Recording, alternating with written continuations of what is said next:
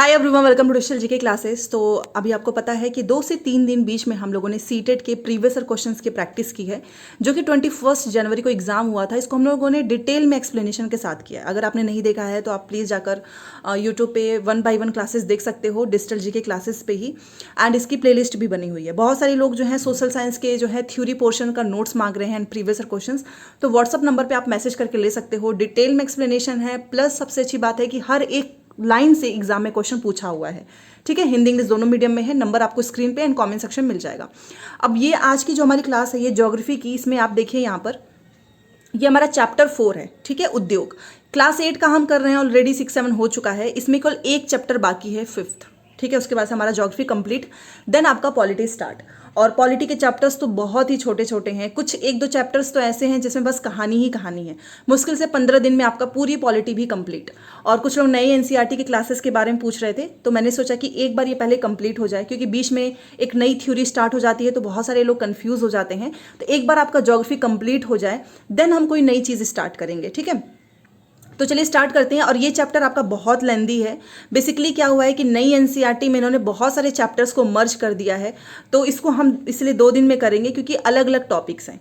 ठीक है, तो देखिए सबसे पहले यहाँ पर ये जो चैप्टर का नाम ही है उद्योग, उद्योग के बारे में पढ़ने वाले हैं। और ये ऊपर की जितनी भी लाइन है, अगर आप खुद से भी नोट्स बना रहे हो तो ये सारी चीज़ें आपको बिल्कुल भी लिखने की ज़रूरत नहीं है।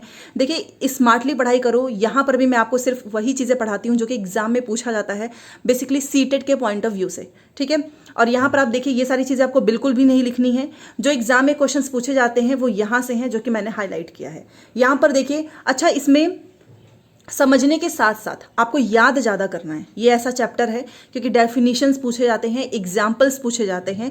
जैसे कि लिखा है द्वितीय क्रियाकलाप, मतलब जो सेकेंडरी जो आपका इसके पहले हम पढ़ चुके हैं, द्वितीय क्रियाकलाप जो एक्टिविटीज़ हैं, या फिर हम जिसे बोलते हैं विनिर्माण। मैंने आपको इसके पहले बताया था कि जो प्राथमिक होता है क्रियाकलाप, उसमें होती हैं जो नेचुरल रिसोर्सेज। ठीक है, सेकेंडरी में हम इन्हीं का क्या करते हैं, एक्सट्रैक्शन करते हैं। थर्ड में आपका होता है सर्विस जो हम प्रोवाइड करते हैं। इसके पहले वाली क्लास अगर आपने देखी होगी तो आप समझ जाओगे। तो सेकेंडरी का हमको पता ही है कि इसमें विनिर्माण में कच्चे माल को लोगों के लिए अधिक मूल्य के उत्पादों के रूप में परिवर्तित किया जाता है। ठीक है, जैसा कि आपने देखा लुगदी कागज के रूप में और कागज अभ्यास पुस्तिका के रूप में, ये विनिर्माण प्रक्रिया के 2 चरणों को प्रदर्शित करते हैं। मतलब जो उत्पाद जो बनते हैं जिसके रूप में परिवर्तित किया जाता है, मान लीजिए कोई कच्चा माल है। ठीक है, अब जैसे फॉर एग्जाम्पल कपास है। ठीक है, अब इसका यूज ऐसे तो है नहीं, अब इसको क्या करेंगे, लोगों के लिए इसको वैल्यू प्रोवाइड कराने के लिए इसको उत्पाद के रूप में परिवर्तित करेंगे, इससे सूती वस्त्र बनाए जाएंगे, तब जाकर वो हमारे किसी काम का है। ठीक है, तो ये जो आपका प्रोसेस है ना, ये विनिर्माण, ये 2 चरणों को प्रदर्शित करता है, वो आपको याद रखना है। उद्योग, उद्योग का वर्ड जैसे आपके माइंड में आएगा, आप क्या समझते हैं इसके बारे में कमेंट करके जरूर बताना। इसका संबंध होता है आर्थिक गतिविधि से है, जो कि वस्तुओं के उत्पादन, खनिजों के निष्कर्षण मतलब एक्सट्रैक्शन, अथवा सेवाओं की व्यवस्था से संबंधित है। ठीक है, इस प्रकार लोहा और इस्पात उद्योग वस्तुओं के उत्पादन से संबंधित है। कोयला खनन उद्योग कोयले को धरती से निकालने से संबंधित है, तथा पर्यटन सेवा देने से संबंधित है। ठीक है, देखिए इसके मैंने इसलिए बोल दिया है कि अगर आप यहाँ से डायरेक्ट स्टार्ट करेंगे तो आपको समझ में नहीं आएगा। इसके पहले वाला पूरा बेसिक था, उसमें मैंने 1 बाय 1 हर एक चीज़ समझाई हुई है कि प्राथमिक में क्या आता है, सेकेंडरी में क्या आता है, टर्शरी में क्या आता है, तब जाकर आप और अच्छे से समझ पाओगे। ठीक है, अब ये जो उद्योग है जिसको मैंने अभी बोला कि 2 चरणों को प्रदर्शित करते हैं, तो इस उद्योग का वर्गीकरण क्या है यहाँ पर देखिए। और यही एग्जाम में पूछे जाते हैं, कच्चा माल किसे कहते हैं। ठीक है, उद्योग का वर्गीकरण कच्चा माल आकार और स्वामित्व के आधार पर किया जा सकता है। अब कच्चा माल तो सभी को पता है कि जो भी नेचुरल रिसोर्सेज होते हैं, जैसे कि कच्चे माल के उपयोग के आधार पर उद्योग कृषि आधारित हो गया, आपका खनिज जो मिनरल्स हैं समुद्र आधारित हो गए, वन आधारित हो सकते हैं। तो कच्चा माल में ये सारे एग्जाम्पल्स आ सकते हैं। स्टेटमेंट बेस्ड में ये लाइन डायरेक्ट पूछी हुई है।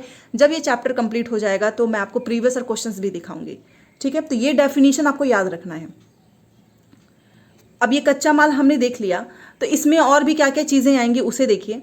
यहाँ पर कृषि आधारित उद्योग, अब कृषि आधारित उद्योग क्योंकि कच्चे माल से रिलेटेड है, तो कच्चे माल के रूप में जो वनस्पति हैं, ठीक है, जो प्लांट्स हैं, जंतु मतलब जो एनिमल्स आधारित उत्पादों का उपयोग करते हैं, ठीक है, खाद्य संसाधन, वनस्पति तेल, सूती वस्त्र, डेयरी हो गया आपका, चर्म उद्योग, कृषि आधारित उद्योगों के उदाहरण हैं, एग्जाम्पल्स हैं। तो यही क्वेश्चन आपका पूछा था कि कृषि आधारित उद्योग के एग्जाम्पल्स कौन कौन से हैं, ठीक है। अब देखो ये समझ तो लोगे आप, लेकिन चीज़ों को कॉपी में नोट होना चाहिए आपके पास, याद भी आप कर लीजिएगा, क्योंकि क्या होगा ना कि आपके पास इतना सारा कंटेंट है पढ़ने के लिए, आपके पास हिस्ट्री है, पॉलिटी है, ज्योग्राफी है, फिर आपके पास अदर सब्जेक्ट हैं। तो आज आपको भले से ये एग्जाम्पल्स याद रहें, हो सकता है कि एक हफ्ते बाद, एक महीने बाद उतना अच्छे से याद ना रहे, तो कॉपी में लिख के अगर आप इसको डेली पढ़ोगे तो एटलीस्ट इसके एग्जाम्पल्स आपको याद रहेंगे। वैसे ये बहुत ही सिंपल है, कृषि आधारित उद्योग है, तो ऑब्वियस ये बात है कि नाम से ही क्लियर है कि इसमें खाद्य संसाधन आएंगे, वनस्पति तेल, सूती वस्त्र, डेयरी, चर्म उद्योग, ये सब कुछ इसके एग्जाम्पल है। अगला है खनिज, ये तो याद करने की भी जरूरत नहीं है, खनिज मिनरल्स, इसका मतलब ये है कि ये प्राथमिक उद्योग हैं जो कि खनिज अयस्कों का उपयोग कच्चे माल के रूप में करते हैं। इन उद्योगों के उत्पाद अन्य उद्योगों का पोषण करते हैं। अयस्क से निर्मित लोहा खनिज आधारित उद्योग का उत्पाद है। यह कई अन्य उत्पादों के विनिर्माण के लिए कच्चे माल के रूप में प्रयुक्त किया जाता है। अब इसके एग्जाम्पल हैं जैसे कि भारी मशीन, भवन निर्माण सामग्री तथा रेल के डिब्बे बनाने में, ठीक है। तो ये आपका दूसरा हो गया खनिज आधारित उद्योग। ये सब कुछ कच्चे माल से रिलेटेड है। यहाँ पर देखिए जो अभी आपने पढ़ा ना उद्योगों का वर्गीकरण सॉरी उद्योगों का वर्गीकरण, उसमें कच्चे माल में ही है कि कच्चे माल के उपयोग के आधार पर उद्योग कृषि आधारित हमने पढ़ लिया है, खनिज आधारित भी पढ़ लिया हमने, समुद्र आधारित और वन आधारित हो सकता है। तो ये कच्चे माल के अंदर है सब कुछ। तो अब हम पढ़ने जा रहे हैं समुद्र आधारित, उसके बाद से हम पढ़ेंगे वन आधारित, ठीक है। यहाँ पर देखिए समुद्र आधारित उद्योग, सागर और महासागर से प्राप्त जो उत्पाद हैं उसका उपयोग हम कच्चे माल के रूप में करते हैं। जो भी चीज़ें हमको ओशन से, सागर है, महासागर है, इससे मिलता है। समुद्री जो खाद्य प्रसंस्करण है, जो प्रोसेसिंग होती है ना, प्रसंस्करण उद्योग और जो मत्स्य तेल निर्माण है, वो इसके एग्जाम्पल हैं। तो आपसे क्वेश्चन पूछेगा कि समुद्र आधारित उद्योग के क्या एग्जाम्पल हैं, तो उसका समुद्री खाद्य जो प्रसंस्करण उद्योग है ये और मत्स्य तेल, ठीक है। नेक्स्ट है हमारा वन आधारित उद्योग। तो ये वन से रिलेटेड है, वनों से प्राप्त जो उत्पाद है उसका उपयोग हम कच्चे माल के रूप में करते हैं। लुगदी एवं कागज, औषधि, रसायन, फर्नीचर और भवन निर्माण वनों से संबंधित उद्योग हैं। तो ये आपको जो चीज़ एनसीईआरटी में लिखी है सिर्फ उतना ही याद करना है, क्योंकि आपके में इतने ही लेवल तक का पूछेगा। तो वन आधारित उद्योग के ये सारे एग्जाम्पल्स आपको याद रखना है, ठीक है। अब आओ यहाँ पर जहाँ पे हमने वर्गीकरण पढ़ा। अब कच्चे माल में जो जो चीज़ें आती हैं हमने कच्चे माल के उपयोग के आधार पर कृषि, खनिज, समुद्र और वन, इन सभी को पढ़ लिया है। नेक्स्ट है हमारा आकार और अब है हमारा स्वामित्व के आधार पर, ठीक है। ये सब कुछ उद्योग का ही पार्ट है, उद्योग का वर्गीकरण है। अब इसका आकार कैसा है ये देखिए। देखो उद्योग के आकार का तात्पर्य निवेश की गई पूंजी की राशि, मतलब आपने कितना पैसा लगाया है, नियोजित लोगों की संख्या और उत्पादन के, और उसे कितना उत्पादन हो रहा है उससे, उसकी मात्रा से है। जैसे कि आकार के आधार पर अगर आप देखो तो हम उद्योग को दो भागों में बांटते हैं। एक आपका आ गया लघु आकार के उद्योग, जिसमें ऑब्वियस ही बात है निम्न, मतलब बहुत ज़्यादा पैसा नहीं लगा होगा, बहुत हाई जो टेक्नोलॉजी है उसका यूज़ नहीं किया गया होगा लघु आकार में। और वृहद आकार में अच्छा खासा पैसा लगा होगा, हाई टेक्नोलॉजी का इसमें यूज़ किया गया होगा और इससे उत्पादन भी काफ़ी अच्छा खासा होगा।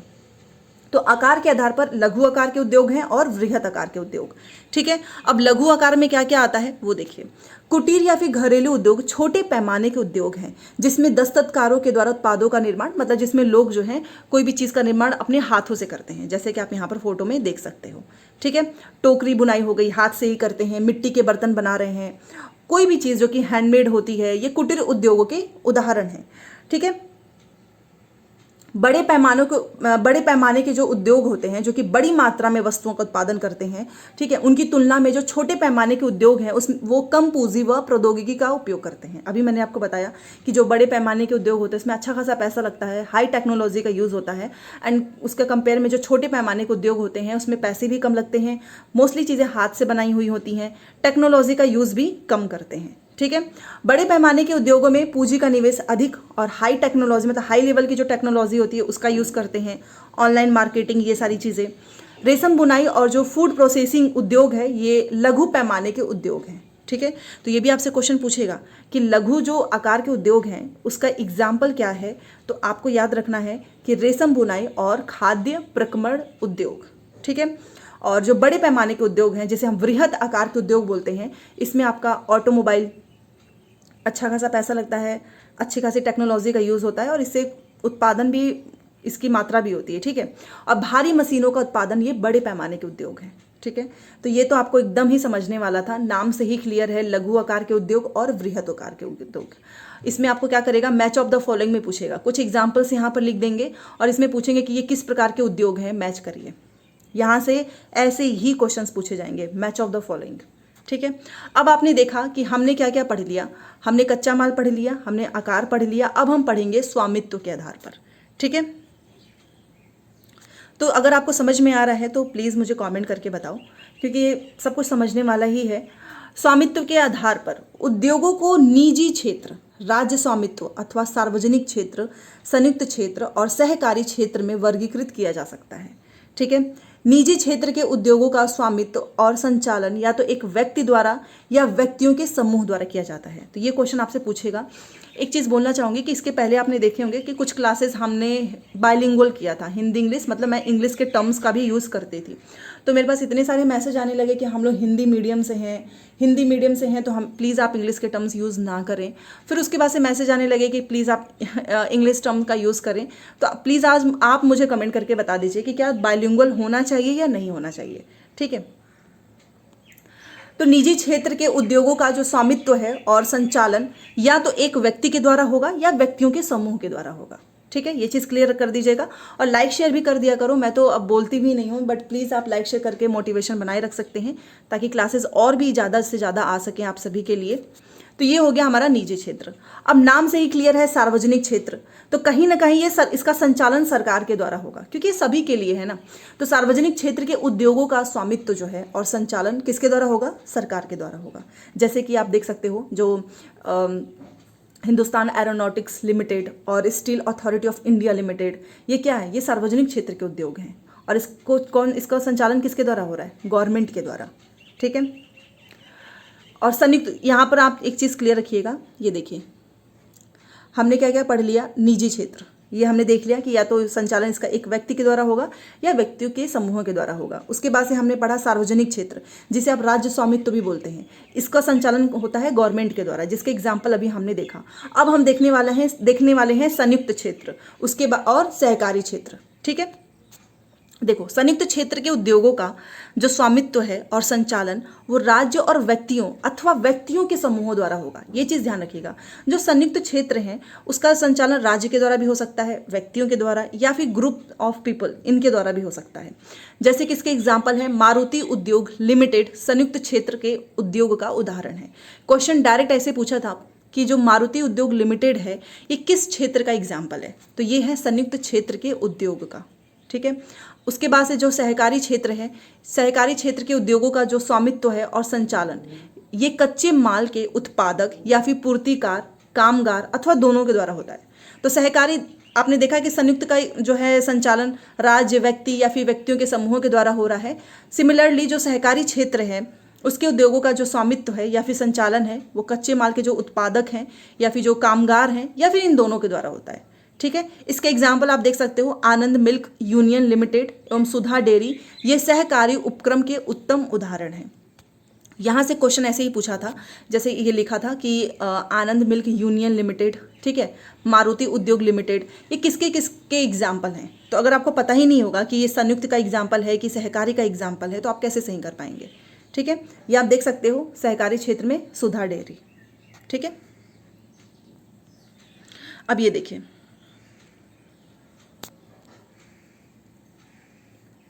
उद्योगों के अस्थिति संबंधित कारक। अब किसी भी चीज़ के लिए जल की जरूरत तो होगी ही। अगर आप कोई चीज़ बना रहे हो, बाजार, पैसे लगेंगे, मेहनत तो लगेगा ही, कच्चा माल तो ऑब्वियस ही बातें चाहिए होगा, विद्युत, भूमि, परिवहन, संचार, तो इन सभी से मिलकर उद्योगों के अवस्थिति संबंधित कारक हैं, ठीक है। वैसे यहाँ से कोई क्वेश्चन अभी तक पूछा नहीं है, बट क्या पता फोटोज़ वगैरह से भी अब क्वेश्चन ज़्यादा आने लगे हैं। उसके बाद से अभी तक तो हमने सब कुछ पढ़ लिया, उद्योगों का वर्गीकरण पढ़ लिया, आकार के आधार पर देख लिया, स्वामित्व के आधार पर हमने देख लिया है, ठीक है। कच्चे माल में जितने भी पॉइंट्स क्वेश्चंस एग्जाम में बन सकते हैं वो हमने देख लिया। अब यही जो यहाँ पर सेम चीज़ लिखी हुई है कि उद्योगों की अवस्थिति को प्रभावित करने वाले कारक, जो कि आप इस फोटो से समझ गए होंगे, बट एक बार थ्योरी देख लेते हैं क्योंकि इन सबकी जरूरत होती है किसी भी उद्योग को स्टैब्लिश करने में। जैसे कि यहाँ पर देखिए, वे कारक जो उद्योगों की अवस्थिति को प्रभावित करते हैं, कच्चे माल की उपलब्धता, भूमि, लैंड एरिया चाहिए होगा, वाटर, लेबर, शक्ति, पूंजी, परिवहन और बाजार हैं। तो ये सब कुछ प्रभावित करते हैं, ठीक है। अगर इनमें से कोई भी एक चीज़ कम हुआ तो ऑब्वियस सी बात है कि उसका इफेक्ट सब पे पड़ेगा। उद्योग उन्हीं स्थानों पर, एक चीज़ और है, मैंने आपको हमेशा से बताया है कि कोई भी काम वहीं पर जो है स्टार्ट होता है जहाँ पर ये सारी चीज़ें आपको आराम से मिल जाए, ठीक है। अब एक बात बताइए, कहीं पर आप कुछ फैक्ट्री जो है अपना स्टार्ट करना चाहते हो, ठीक है, और वहाँ पर लाइट की, पानी की बड़ी समस्या है, तो आप वहाँ पर स्टार्ट ही नहीं कर पाओगे। तो इसलिए ये लोग देखते हैं कि अच्छा ये जगह हमारे लिए बहुत ही बेस्ट है क्योंकि यहाँ पर हर चीज़ आसानी से मिल जाएगी। तो वही यहाँ पर लिखा हुआ है कि उद्योग उन्हीं स्थानों पर केंद्रित होते हैं जहाँ इनमें से कुछ या तो ये सभी कारक आसानी से उपलब्ध हो जाएं। अब देखो, पानी तो भाई इसमें तो हम कॉम्प्रोमाइज़ नहीं कर सकते हैं, पानी हो गया, बिजली हो गया, भूमि में एक दो कुछ चीज़ों में आप, श्रम में थोड़ा बहुत आप कर सकते हो, पूंजी में कर सकते हो, बट ये कुछ ऐसी चीज़ें हैं जिसमें आप कॉम्प्रोमाइज़ नहीं कर सकते। तो इसीलिए लोग देखते हैं कि हमको वहीं पर काम स्टार्ट करना है जहाँ पर ये सारी चीज़ें हमको आसानी से मिल जाएं, ठीक है। तो कभी कभी जो है सरकार जो है वो कम दाम पर विद्युत उपलब्ध कराती है, कम परिवहन लागत तथा अन्य अवसंरचना जैसे प्रोत्साहन प्रदान करती है ताकि पिछड़े क्षेत्रों में भी ये उद्योग वगैरह जो है स्टार्ट किया जा सके, ठीक है। औद्योगिकीकरण से प्रायः नगर और शहर का विकास एवं वृद्धि होता है, ओके। तो ये एक छोटा सा यहाँ पर था। अब यहाँ पर पढ़ेंगे कि औद्योगिक तंत्र क्या होता है। ये देखिए, अब ये अभी तो हम 3rd पेज पे हैं, बहुत सारी चीज़ें इसमें आपको पढ़नी है। देखिए, औद्योगिक तंत्र में निवेश, प्रक्रम और निर्गत शामिल होते हैं। अब निवेश में क्या होगा, तो निवेश में आपका जैसे कि कच्चा माल हो गया, श्रम मतलब लेबर हो गया, भूमि की लागत हो गई, जल की उपलब्धता हो गई, परिवहन हो गया, विद्युत हो गया और अन्य अवसंरचना। तो ये सब कुछ आपके निवेश में है, ठीक है, निवेश में शामिल हैं। अब प्रक्रम में क्या क्या है, तो प्रक्रम में कई तरह की एक्टिविटीज़ हैं, जैसे कि जो कच्चे माल को परिष्कृत माल में परिवर्तित करते हैं, ठीक है। और निर्गत में क्या है, तो निर्गत अंतिम उत्पाद और इससे अर्जित आय है, ओके। सूती वस्त्र उद्योग के संदर्भ में कपास, मानव श्रम, ठीक है, कारखाना, परिवहन लागत निवेश हो सकते हैं। प्रक्रम में आपका क्या क्या होता है, और यहीं से एक बार पूछा भी था डायरेक्ट, तो प्रक्रम में आपके ओटाई, कटाई, बुनाई, रंगाई और छपाई शामिल हैं। तो ये डायरेक्ट क्वेश्चन पूछा था कि प्रक्रम में क्या क्या शामिल है, तो ओटाई, कटाई, बुनाई, रंगाई और छपाई, ठीक है। कमीज़, जो शर्ट हम पहनते हैं, जिसे आप पहनते हो, वह उत्पादन है, इन सभी का उत्पादन है। लास्ट में तो वही हमारे सामने आता है ना। अब जो भी चीज़ें कच्चे माल, मान लीजिए कपास दे दिया जाए तो क्या आप उससे शर्ट थोड़ी ना आप खुद से बना लोगे, उसका एक पूरा प्रोसेस होता है, ओटाई होती है। और यही एग्जाम्पल पूछा था कि जो शर्ट आप पहनते हो वो किस तरीके से हमारे पास आया है, तो सबसे पहले इसकी ओटाई हुई है, कटाई हुई है, बुनाई, रंगाई, छपाई, ठीक है। तो ये हो गया इसका औद्योगिक तंत्र। अब इसके औद्योगिक प्रदेश में क्या है, तो ये औद्योगिक प्रदेश का विकास तब होता है जब कई तरह के उद्योग एक दूसरे के निकट स्थित होते हैं, ठीक है, और वे अपनी निकटता के लाभ आपस में बांटते हैं। जैसे कि अगर मैं बताऊं, विश्व के प्रमुख जो औद्योगिक प्रदेश हैं वो पूर्वोत्तर अमेरिका, पश्चिमी और मध्य यूरोप, पूर्वी यूरोप और पूर्वी एशिया हैं, ये याद रखिएगा। मुख्य औद्योगिक प्रदेश अधिकांशतः शीतोष्ण कटिबंधीय क्षेत्र, समुद्री पतन के समीप और विशेष तौर पर कोयला क्षेत्रों के निकट स्थित होते हैं, ठीक है। तो ये लाइन भी क्वेश्चन पूछता है कि कहाँ पर जो है औद्योगिक प्रदेश अधिकांशतः हमें देखने को मिलते हैं, तो वो ये नाम है। चलिए, अब ये तो आपको एकदम से रट लेना है क्योंकि यहाँ से हर बार क्वेश्चन पूछता है कि भारत में जो अनेक प्रौद्योगिक प्रदेश हैं उनके नाम क्या क्या हैं। तो देखिए, जैसे कि मुंबई पुणे हो गया समूह, बैंगलोर तमिलनाडु प्रदेश हो गया, हुगली प्रदेश हो गया, अहमदाबाद वडोदरा प्रदेश, ये औद्योगिक प्रदेश है ना, छोटा नागपुर औद्योगिक प्रदेश, विशाखापट्टनम गुंटूर औद्योगिक प्रदेश, गुड़गांव दिल्ली मेरठ औद्योगिक प्रदेश, कोल्लम तिरुवनंतपुरम औद्योगिक प्रदेश। तो ये कुछ हमारे भारत के जो हैं औद्योगिक प्रदेश हैं जिनके नाम आपको याद रखना है, क्योंकि इसमें से एक दो नाम गलत लिख देगा और आपको पूछेगा कि इसमें से कौन सा सही नहीं है, ठीक है। चलिए, उसी तरीके से ये एक हमारा क्वेश्चन है, या फैक्ट्री देख के ही और टॉपिक देख के समझ गए होंगे। ये है यूनियन कार्बाइड फैक्ट्री, जहाँ पर एक बहुत ही खतरनाक जो है भयंकर घटना हुई थी, भोपाल का है, 3 दिसंबर को हुआ था 1984 को। और इस यूनियन कार्बाइड फैक्ट्री में जो है कहा जाता है कि ये अब तक की सबसे डेंजर जो है दुर्घटना हुई थी। ये इसमें क्या होता था कि एक कीटनाशी कारखाना था जहाँ से सडन जो है एक खतरनाक जो जहरीली विषैली जो गैस था जिसका नाम था मिथाइल आइसोसाइनेट, उस गैस का यहाँ से रिसाव हो गया था और पूरी तरीके से फैल गया और इसमें करीब 35,000 लोगों की मृत्यु हो गई थी।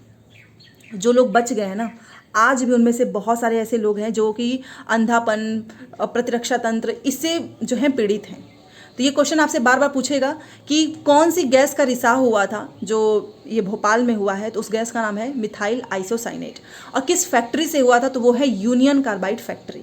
ठीक है, तो यहाँ से सब कुछ आपको याद नहीं रखना है। भोपाल में ये घटना होती है 3 दिसंबर 1984 को। ठीक है, और कौन सी फैक्ट्री थी, तो यूनियन कार्बाइड फैक्ट्री है। इस कारखाने से जो है मिथाइल आइसोसाइनाइड गैस का रिसाव हुआ था और 1989 में जो सरकारी सूचना है उसके अनुसार 35,598 व्यक्ति की मृत्यु हो गई थी। आज भी लोग जो है यहाँ पर अधिक बीमारियों से पीड़ित हैं। तो ये भोपाल त्रासदी गैस के नाम से हम इसे जानते हैं, ये आपको याद रखना है। 3 दिसंबर, ये डेट याद रखिएगा। और मिथाइल आइसोसाइनेट तो भूल के भी मत भूल जाना। प्लस ये कौन सी फैक्ट्री है, तो यूनियन कार्बाइड है। बाद में इन्होंने ऐसा क्लेम भी किया था कि नहीं नहीं हमारे यहाँ से ऐसा कुछ नहीं हुआ, फिर इस पर जांच बैठी थी तब पता चला था। और इन बहुत सारी चीज़ों को इन्होंने इग्नोर किया था ये, क्योंकि अगर आप कोई चीज़ यहाँ पर बना रहे हो तो उसके लिए ऑलरेडी प्रोटेक्शन सब कुछ करना होता है, बट इन्होंने इन सब चीज़ को एकदम ही इग्नोर कर दिया था। ठीक है, खैर इतना डिटेल में आपसे पूछेगा नहीं। और ये है गाओ कायो में बचाओ अभियान। 23 दिसंबर 2005 में चीन के गाओ कायो चोंगमिंग में गैस कूप विस्फोट से 243 लोगों की मृत्यु तथा 9,000 लोग दुर्घटनाग्रस्त हो गए थे।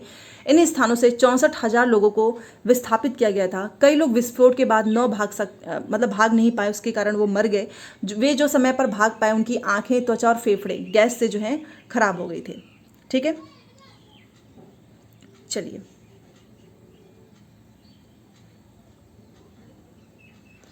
कई बार ये पैडागोजी में पूछता है, ये वाला मैं इसलिए आपको ये बताना चाहूँगी। ये चीज़ जोखिम कम करने के उपाय। अब देखिए ऐसी दुर्घटनाएं हुई हैं पास्ट में, तो कहीं ना कहीं इसको कम करने के भी बहुत सारे उपाय हैं। और ये पूछा जाता है पैडागोजी में कि एज अ टीचर आप बच्चों को क्या क्या चीज़ें बताओगे, तो घने बसे आवासीय क्षेत्रों को औद्योगिक क्षेत्रों से अलग बहुत दूर रखना चाहिए, सो दैट कभी ऐसी कोई घटना हो तो उससे लोग जो है इम्पैक्ट ना हो, लोगों पे कोई उस पर खतरा ना हो। तो जो भी ये फैक्ट्रीज वगैरह है ना, इनको जो घनी आबादी जहाँ पे लोग रहते हैं इसे बहुत दूर रखना चाहिए। उद्योगों के समीप बसने वाले लोगों को दुर्घटना होने की स्थिति में विषैले या फिर खतरनाक पदार्थों के संग्रहण और उनके संभव प्रभाव का ज्ञान होना चाहिए। ठीक है, मान लो अगर कोई उद्योग के समीप ऐसी चीज़ें हो रही हैं तो उनको बताओ, उनको पहले से इन्फॉर्मेशन देनी चाहिए। आग की चेतावनी और अग्निशमन की व्यवस्था को हर जगह लगाना चाहिए। आज भी आपने देखा होगा बहुत जगह पे तो ये सारी चीज़ें लगी भी नहीं है। विषैले पदार्थों के भंडारण क्षमता की सीमा होनी चाहिए। उद्योगों में प्रदूषण नियंत्रण के उपाय का उन्नत किया जाना चाहिए, मतलब अच्छे से अच्छे यूज़ करने चाहिए। ठीक है, तो ये कुछ उपाय हैं जो कि आपको याद रखना है। और अभी हाल फिलहाल में ये क्वेश्चन पूछा है। अच्छा, एनसीईआरटी में बॉक्स में से क्वेश्चंस बहुत आते हैं, आप इसको इग्नोर मत करना। ये क्वेश्चन पूछा था सनराइज उद्योग के नाम से किसे जानते हैं, तो देखो जो उभरते उद्योग हैं, जो नए नए उद्योग आ रहे हैं, हम जिसे बोलते हैं सनराइज उद्योग।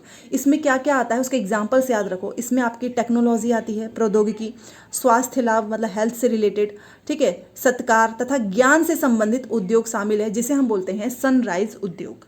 तो ये भी क्वेश्चन आपका पूछा हुआ है। चलिए यहाँ पर देखिए, अब यहाँ पर हम पहले थोड़ा सा पढ़ लेते हैं क्योंकि इसके बाद के कुछ टॉपिक्स ऐसे हैं जो कि बहुत डिटेल में हैं। यहाँ पर देखो, प्रमुख उद्योगों का वितरण। विश्व के प्रमुख उद्योग लोहा इस्पात उद्योग, सूती वस्त्र उद्योग और सूचना प्रौद्योगिकी उद्योग हैं। ठीक है, अगर आपसे पूछेगा तो ये तो ऑब्वियस सी बात है, सबको पता है। लोहा इस्पात और जो वस्त्र उद्योग है वो काफ़ी पुराने उद्योग हैं, और जबकि जो टेक्नोलॉजी उद्योग है ये बहुत पहले से तो स्टार्ट नहीं हुआ है, एक नया उभरता उद्योग है, आज के समय में काफ़ी तेज़ी से बढ़ रहा है। वे देश जिसमें लोहा इस्पात उद्योग अवस्थित हैं जैसे कि जर्मनी, संयुक्त राज्य अमेरिका, चीन, जापान और रूस। तो इनके नाम आपको याद रखना है कि कौन से ऐसे देश हैं जहाँ पर लोहा इस्पात उद्योग अवस्थित हैं। वस्त्र उद्योग कहाँ पे है, तो भारत, हांगकांग, दक्षिण कोरिया, जापान, ताइवान। सूचना प्रौद्योगिकी, ठीक है, जो आपका आईटी जो सेक्टर है, जो टेक्नोलॉजी से रिलेटेड जो उद्योग हैं, इसके मुख्य केंद्र मध्यवर्ती कैलिफोर्निया के सिलिकॉन घाटी में, और आपको पता है ये भारत का जो सिलिकॉन जिसे हम बोलते हैं बेंगलुरु प्रदेश है। ठीक है, तो अगर मैं भारत की बात करूं तो बेंगलुरु हो गया, बाकी इसके बाद कैलिफोर्निया का सिलिकॉन घाटी में। ठीक है, तो ये सारे नाम आपको याद रखना है, यहाँ से बहुत बार क्वेश्चन पूछा हुआ है। चलिए, यहाँ पे डेफिनेशन याद रखिएगा। प्रगलन किसे कहते हैं? यह एक ऐसी प्रक्रिया है जिसमें धातुओं को उसके अयस्कों द्वारा गलनांक बिंदु से अधिक तपाकर निष्कर्षित किया जाता है। ठीक है, लोहा इस्पात उद्योग ये है, ये हमें पढ़ना है। यहाँ पर आप इसका पूरा देख सकते हो, जो कि एग्जाम में आपके आएगा भी नहीं क्वेश्चन यहाँ से। ठीक है, ये सारे एग्जाम में क्वेश्चंस आएंगे जो कि यहाँ पे लिखा हुआ है। तो एग्जाम में पूछा जाएगा आपको सिर्फ वही पढ़ना है। यहाँ पर देखिए,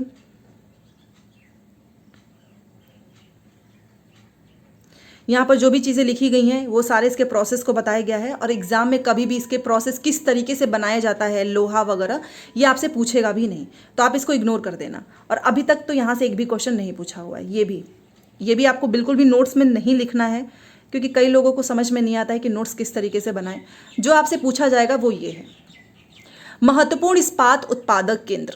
ये आपसे नाम डायरेक्ट पूछता है कि कुछ महत्वपूर्ण इस्पात उत्पादक केंद्र हैं, उसमें से कौन सा नहीं होगा। तो देखो, भिलाई है, दुर्गापुर है, बर्नपुर है, जमशेदपुर है, राउरकेला, बोकारो एक ही प्रदेश में स्थित हैं, जो कि 4 राज्यों में फैले हुए हैं। और ये 4 राज्य कौन से हैं? पश्चिम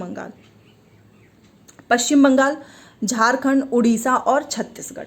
तो जो इस्पात उत्पादक केंद्र हैं, अगर मैं उसके राज्य की बात करूं तो वो पश्चिम बंगाल, झारखंड, उड़ीसा और छत्तीसगढ़, इसी में ये सारे फैले हुए हैं। भिलाई हो गया आपका दुर्गापुर, आपको पता ही है पश्चिम बंगाल का है।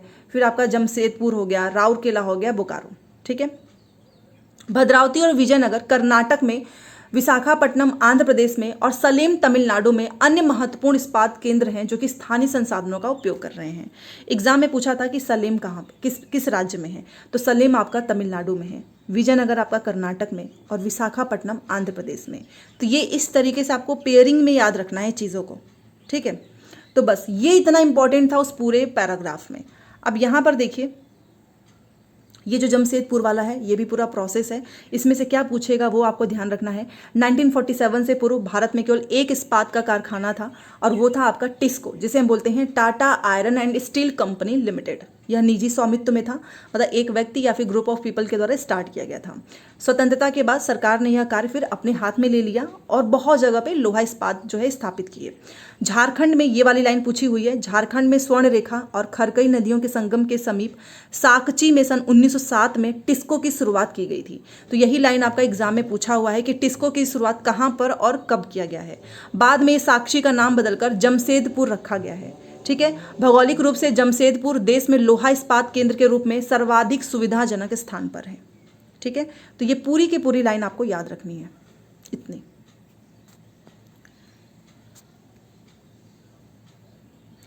ये देखिए, अभी हमने पढ़ा, ये खरकई नदी है, ये आपका स्वर्णरेखा नदी है यहाँ पर। ठीक है, ये आपका टाटा इस्पात कार्य जहाँ पर होता है, ये आपका साक्षी है जिसका नाम बदल दिया गया था बाद में, और साक्षी का नाम बदलकर क्या किया गया है, कमेंट करके बताओ। जमशेदपुर रखा गया है। ठीक है, ये रहा। चलिए,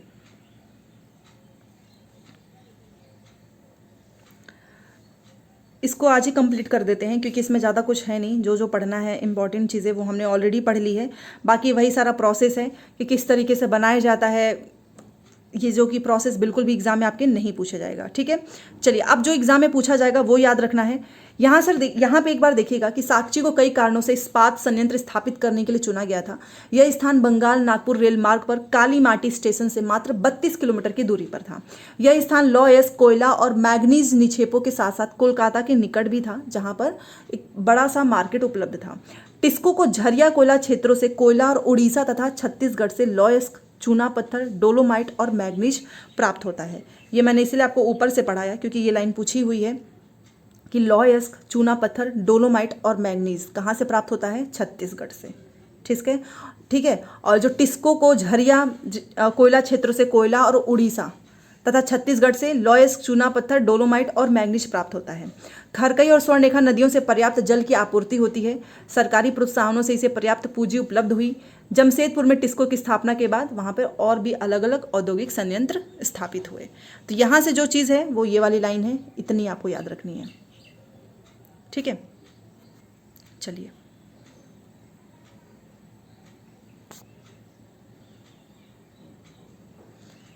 ये आपको याद कर लेना है। इससे ज़्यादा कुछ लिखा नहीं है, बट इतना एग्जाम में पूछा गया था कि ग्रेट लेक्स के नाम कौन कौन से हैं। तो सुपीरियर, ह्यूरॉन, ओंटारियो, मिशिगन और इरी हैं। ये 5 झील हैं, मतलब लेक हैं। और इन 5 में जो ये आपका सुपीरियर है ना, ये सुपीरियर झील ये सबसे बड़ी है। ठीक है, अन्य के कंपेयर में अगर देखो तो इसका जो उच्च ऊर्ध्व प्रवाह है उस पर स्थित है और ये सबसे बड़ी झील है। तो ये भी याद रखना है। अगर आपसे पूछेगा कि ग्रेट लेक्स के नाम से कौन कौन से जाने जाते हैं, तो superior, Huron, Ontario, Michigan, eri. Superior जो है वो सबसे बड़ा झील है। चलिए यहाँ पर भी हमारा कंप्लीट हो गया। और यहाँ पर अमेरिका का दिया है, ये जो पिट्सबर्ग है यह संयुक्त राज्य अमेरिका का एक महत्वपूर्ण इस्पात नगर है। ये आपको याद रखना है। पिट्सबर्ग क्या है? अमेरिका का एक महत्वपूर्ण इस्पात नगर है। पिट्सबर्ग के इस्पात उद्योग को स्थानीय सुविधाएं उपलब्ध है। कच्चा माल जैसे कि कोयला पिट्सबर्ग में ही उपलब्ध है, जबकि लॉयस्क मिनेसोटा की लोहे की खानों से प्राप्त होती है, जो कि पिट्सबर्ग से लगभग 1500 किलोमीटर दूर है। ठीक है, तो यहाँ पर आपको बेसिकली एग्जाम में ये पूछा था कि पिट्सबर्ग क्या है, तो अमेरिका का एक महत्वपूर्ण इस्पात नगर है। बाकी यहाँ पर बताया जा रहा है कि किस तरीके से बनाया जाता है। ठीक है, जो कि आपको नहीं पढ़ना है। तो फाइनली हमारा यहाँ पर कंप्लीट हो चुका है। और आज जो है पिट्सबर्ग में बहुत कम बड़ी इस्पात मिल है। ये मिल पिट्सबर्ग के ऊपर मोनोगहेला और एल्गनी बता रहा है कि किस नदी की घाटियों में है, तो मोनोगहेला और एल्गनी नदियों की घाटियों में तथा पिट्सबर्ग के नीचे ओहियो नदी के सहारे स्थित है। परिष्कृत इस्पात स्थल और जल दोनों मार्गों द्वारा बाजार में भेजा जाता है। पिट्सबर्ग क्षेत्र में इस्पात मिलों के अतिरिक्त कई अन्य कारखाने हैं। ये रेल पटरी उपकरण और भारी मशीनों के उत्पादों में इस्पात का जो प्रयोग है वो कच्चे माल के रूप में करते हैं। तो फिर मैं वही बोलूँगी कि आपको इसको कॉपी में लिखने की ज़रूरत नहीं है। जो जो चीज़ें मैं आपको बोलती हूँ वो एटलीस्ट आपको पता होना चाहिए, क्योंकि वहाँ से हर बार क्वेश्चन पूछा है। ठीक है, और बस इतना पता तो होगा ही आपको कि पिट्सबर्ग क्या है। इस्पात नगर है जो कि अमेरिका का एक महत्वपूर्ण है। तो फाइनली यहाँ से हमारा ये जो चैप्टर था, मैंने सोचा था कि इसको 2 पार्ट में करेंगे, बट वो छोटे छोटे हो जाते चैप्टर्स, तो इसका कोई मतलब नहीं है। ये देखिए, इसी तरीके से एग्जाम में पूछा जाता है कि कच्चे माल के कौन कौन से हैं, एग्जाम्पल्स बताओ। अंतिम उत्पाद के कौन कौन से एग्जाम्पल्स हैं, और जो कि आज हम ये सारे चैप्टर्स में पढ़ चुके हैं, कुछ भी हमने यहाँ पर नहीं छोड़ा। ये देखिए, तृतीय क्रियालाप में कौन कौन से एग्जाम्पल्स हैं। कृषि आधारित उद्योग बताओ। स्टार्टिंग मैंने आपको बोला था कि कृषि आधारित उद्योग के एग्जाम्पल्स क्या क्या हो सकते हैं। सहकारिता के क्या क्या हो सकते हैं। सुधा डेयरी एक तो मैंने आपको बता दिया, दूसरा आप बताइए। तो ये जो 3, 4, 5, 6 इनके सारे आंसर्स आप मुझे कमेंट सेक्शन में बताना। बाकी जब हम प्रीवियस ईयर क्वेश्चंस करेंगे तो उसमें हर एक चैप्टर से डिस्कशन होगा, ओनली प्रीवियस ईयर क्वेश्चंस के। तो ये चैप्टर आज यहाँ पर कंप्लीट होता है। कल जो है हमारी ज्योग्राफी कंप्लीट हो जाएगी, लास्ट चैप्टर है 5। तो इसलिए क्लासेस जो हैं आपको डेली देखना है। ये उद्योग वाला जो चैप्टर है वो हमारा कंप्लीट हो गया। कल का चैप्टर हमारा लास्ट है, उसके बाद से हमारी स्टार्ट हो जाएगी, जो या तो हम नई एनसीईआरटी कर लेंगे या फिर पॉलिटी स्टार्ट कर देंगे। उसके बाद से ओनली प्रीवियस क्वेश्चंस की प्रैक्टिस होगी एक्सप्लेनेशन के साथ। तो आज की क्लास थोड़ी आपको बोरिंग लग सकती है, बट मुझे ऐसा लगता है कि यहाँ से जो भी क्वेश्चंस पूछे जाएंगे आप उसको आसानी से कर सकते हो, क्योंकि ज़्यादा कुछ ऐसा याद भी नहीं करना है, ना तो उतना समझने वाला है। जैसा कि स्टार्टिंग के कुछ चैप्टर्स होते हैं, एक बार आपने अच्छे से पढ़ लिया, समझ लिया, तो आप बहुत अच्छे से करके आओगे। मैच ऑफ द फॉलोइंग वाले क्वेश्चन यहाँ से ज़्यादा बनते हैं। तो कोशिश करो कि एग्जाम्पल्स तो एटलीस्ट आपको याद होने चाहिए एंड कॉपी में लिखे होने चाहिए। बाकी मैंने आपको नोट्स में हर एक चीज़ का एग्जाम्पल लिखा हुआ है, तो अगर आपके पास नोट्स हैं तो केवल आप नोट्स से पढ़ाई करो, वहीं से सारे क्वेश्चंस आपको एग्जाम में देखने को मिल जाएगा। तो चलिए मिलते हैं नेक्स्ट क्लास में। लाइक से सब्सक्राइब कर दिया करो, और बाकी और भी कोई भी डाउट्स हो मन में तो कमेंट्स में ज़रूर लिखिए, मैं उसका रिप्लाई देती हूँ। मिलते हैं नेक्स्ट क्लास में। Thanks for watching.